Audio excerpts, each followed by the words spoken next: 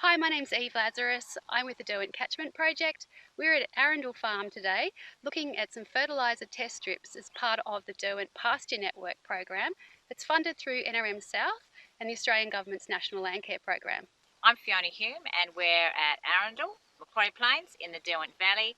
The farm is 500 hectares and we run 2,000 breeding ewes.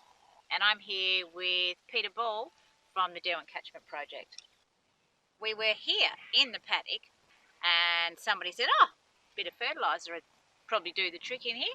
So we were fossicking around and we could see the plants were there, the good pasture plants were there, but they were small. But we thought we might look at trialling some different fertiliser rates and nutrients separately, comparing them and in some combinations to have a look at exactly what the response was. So we looked at obviously doing nothing, but then we also looked at individually putting on nitrogen, phosphorus, potassium, and then in combination potassium, phosphorus and nitrogen as well, and then potassium and phosphorus, included some lime, and we also looked at some other amendments too, like hop compost as well. So in terms of laying out the fertiliser test strips, really what we did was we borrowed a bit of Fiona's paddock, we mowed it to take the biomass down to an even level, and then we measured out some plots which were 5 metres by 10 metres. So 10 of those plots side by side, and then that allowed us to put on a nutrient by itself and compare it with other nutrients being put on by themselves,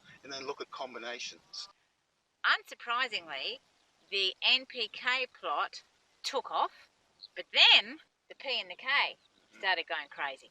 So we had that start from the NPK. The phosphorus and the potassium, they did a little bit of something, and it possibly looked as though the potassium was doing a bit more at the start, and then the phosphorus started to take over. Traditionally in the Derwent Valley and here, which is a dryland farm, you would not expect to see such gigantic clover.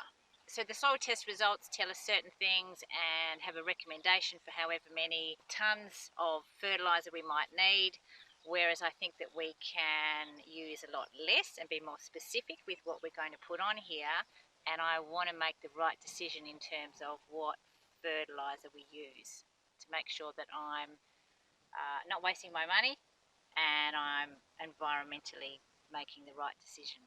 So on this paddock here at Arundel Farm, potassium and phosphorus plus rest have grown up to 3.7 tonnes of dry matter per hectare through winter and autumn in this low rainfall dryland setting.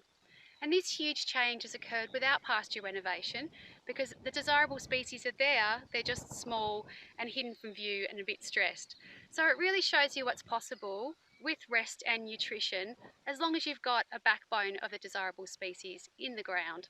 So if you'd like to join our pasture network, please get in touch.